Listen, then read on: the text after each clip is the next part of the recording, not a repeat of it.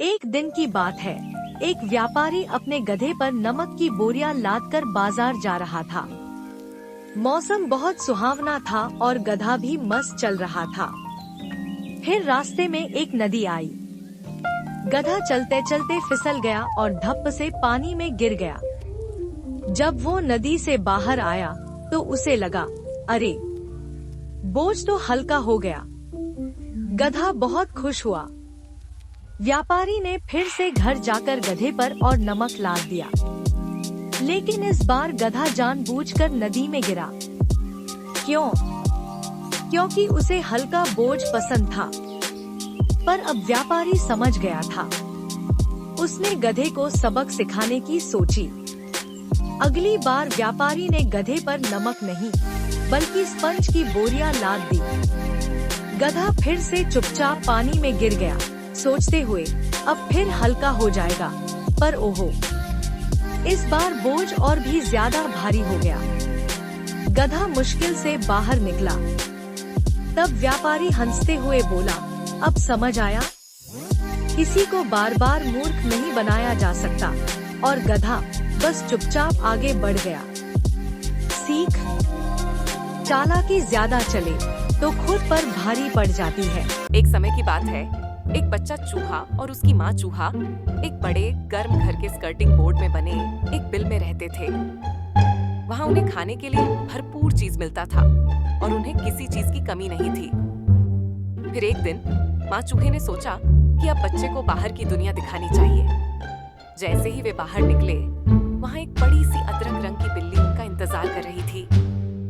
वह अपनी जीभ चाट रही थी और दोनों को खाने की सोच रही थी। माँ, अब क्या करें? बच्चा चूहा डर के मारे माँ की पूंछ पकड़कर बोला। माँ चूहा रुकी और भूखी बिल्ली की चमकती आंखों में देखकर मुस्कुराई। लेकिन वह डरी नहीं, क्योंकि उसे अच्छी तरह पता था कि ऐसे डरावनी बिल्लियों से कैसे निपटना है। उसने मुंह खोला और गहरी सांस ली। भौं, भौं, वूफ, वूफ, वूफ।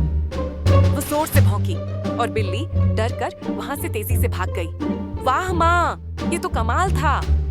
बच्चा चूहा खुशी से मुस्कुराते हुए बोला। और इसी कारण मेरे बच्चे, दूसरी भाषा जानना बहुत जरूरी है, माँ ने मुस्कुराते हुए कहा। शिक्षा: दूसरी भाषा जानना हमेशा फायदेमंद होता है। एक बार की बात है, एक बड़ा सा शेर जंगल में रहता था। एक दिन वो बहुत सारा खाना खाकर एक पेड़ के नीचे आराम से सो गया। थोड़ी देर बाद एक नन्हा सा चूहा वहां आ गया। वह खेलता खेलता शेर के ऊपर चढ़ गया। चूहा मस्ती कर रहा था, लेकिन तभी शेर की नींद खुल गई। शेर गुस्से में दहाड़ा। कौन है जो मेरी नींद खराब कर रहा है? चूहा डर से कांपने लगा और बोला, माफ कर दो शेर राजा, मुझसे गलती हो गई। शेर ने सोचा, ये तो बहुत छोटा है, और उसने चूहे को छोड़ दिया। कुछ दिन बाद एक शिकारी ने शेर को पकड़ लिया और जाल में फंसा दिया। शेर जोर जोर से दहाड़ने लगा। चूहा शेर की आवाज सुनकर दौड़ा आया। उसने अपने नुकीले दांतों से जाल को काटा और शेर को आजाद कर दिया। शेर बहुत खुश हुआ और बोला, तुमने मेरी जान बचाई, अब तुम मेरे सच्चे दोस्त हो। उस दिन से शेर और चूहा सबसे अच्छे दोस्त बन गए और जंगल में खुशी खुशी रहने लगे। एक बढ़ई अपने कार्यशाला को बंद करके अपने घर चला गया। उसके जाने के बाद एक जहरीला सांप उसकी कार्यशाला में घुस आया। सांप भूखा था और उसे उम्मीद थी कि कहीं ना कहीं उसे खाना मिल जाएगा। वह एक कोने से दूसरे कोने तक रेंगता रहा। अंत में वह एक कुल्हाड़ी से टकरा गया और उसे थोड़ी सी चोट लग गई। ये चोट लगते ही वह गुस्से और बदले की भावना से भर गया। उसने पूरी ताकत से उस कुल्हाड़ी को डस लिया। लेकिन भला एक सांप का जहर लोहे की कुल्हाड़ी का क्या बिगाड़ सकता था? उल्टा सांप के मुंह से खून बहने लगा।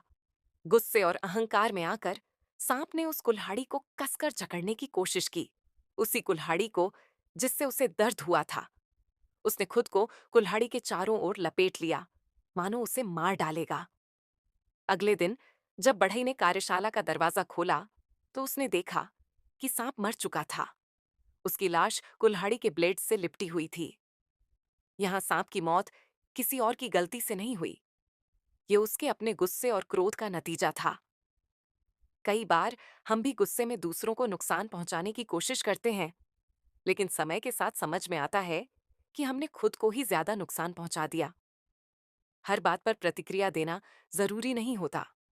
कभी कभी हमें एक कदम पीछे हटकर खुद से पूछना चाहिए, क्या वाकई यह बात प्रतिक्रिया देने लायक है? एक समय की बात है, एक छोटा लड़का था जिसे बहुत जल्दी गुस्सा आ जाता था। उसके पिता ने उसे कीलों से भरा एक थैला दिया और कहा कि जब भी उसे गुस्सा आए वह हर बार पीछे की बाड़ में एक कील ठोके। पहले दिन लड़के ने 37 कीलें बाड़ में ठोक दी।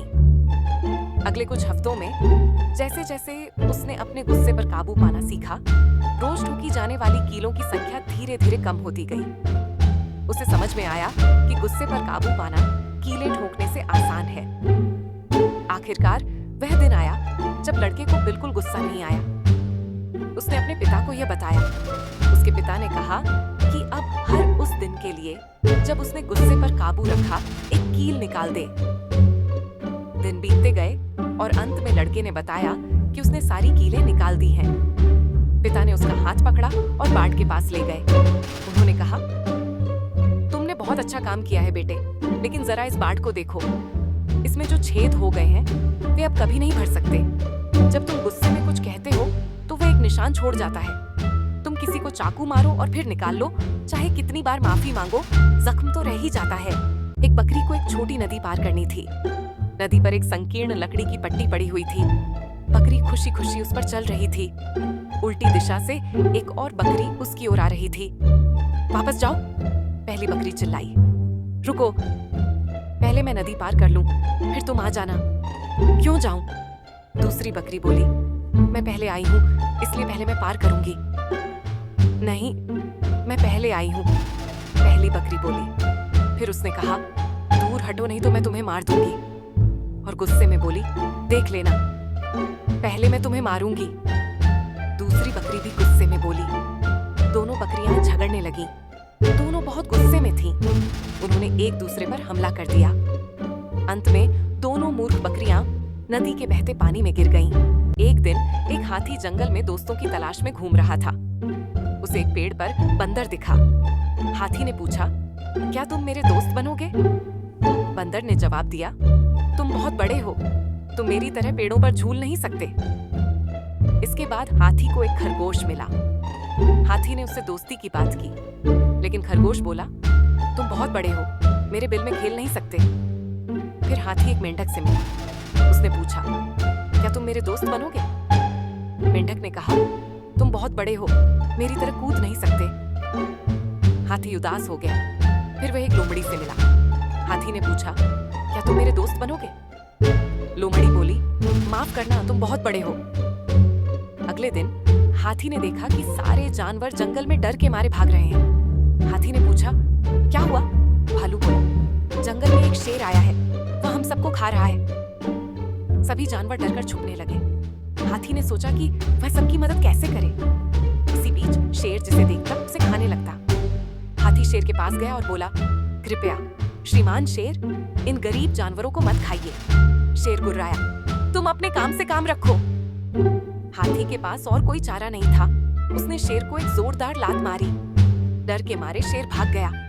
हाथी जंगल में वापस आया और सबको अच्छी खबर सुनाई। सभी जानवर बहुत खुश हुए और बोले, तुम तो हमारे लिए बिल्कुल सही दोस्त हो। एक कुत्ता मधुमक्खियों से बहुत परेशान हो गया था। वह दौड़ते दौड़ते गलती से जमीन पर पड़े एक खाली पीपे में घुस गया।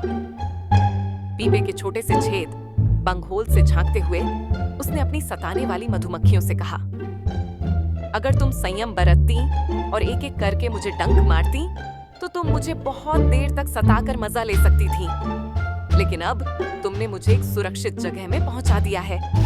अब जो भी इस छेद से अंदर आएगी मैं उसे झटपट चबा जाऊंगा। इस घटना से समझो कि अति उत्साह मूर्खता होती है।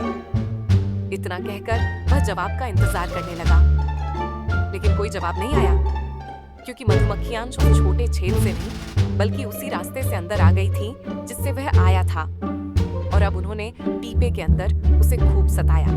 एक समय की बात है, एक अजीब पक्षी नदी के किनारे रहता था। उसका नाम परुंडम था। उसके 2 सिर थे, लेकिन पेट केवल एक ही था। दोनों सिरों के लिए अलग अलग मुंह थे। एक दिन वह पक्षी खाने की तलाश में भटक रहा था। बहुत देर बाद उसे एक शिकार मिला। वह बहुत खुश हुआ।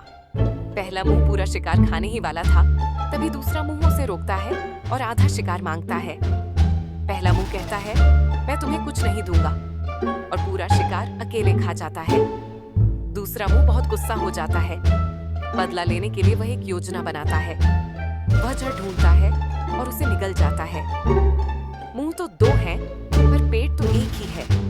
वही पेट है ना? तो जहर पूरे शरीर में फैल गया और वह अजीब पक्षी मर गया। इसीलिए कहा जाता है, एकता में ही शक्ति है। एक गांव में एक बूढ़ा किसान रहता था। उसके 4 बेटे थे। वे आपस में हमेशा झगड़ते रहते थे।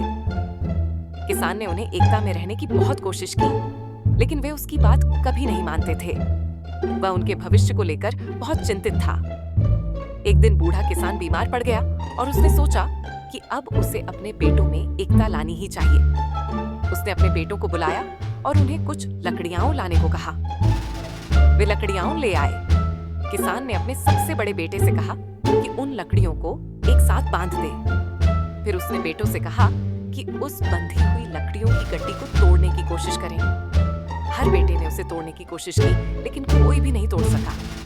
फिर किसान ने गड्डी को खोल दिया और हर बेटे को एक एक लकड़ी दी और कहा कि अब इन्हें तोड़ो। इस बार हर कोई आसानी से लकड़ी तोड़ सका। किसान बोला, अब समझे? अगर तुम एक साथ रहोगे तो कोई भी तुम्हारा कुछ नहीं बिगाड़ सकता, लेकिन अगर आपस में झगड़ते रहोगे तो कोई भी तुम्हें हरा सकता है।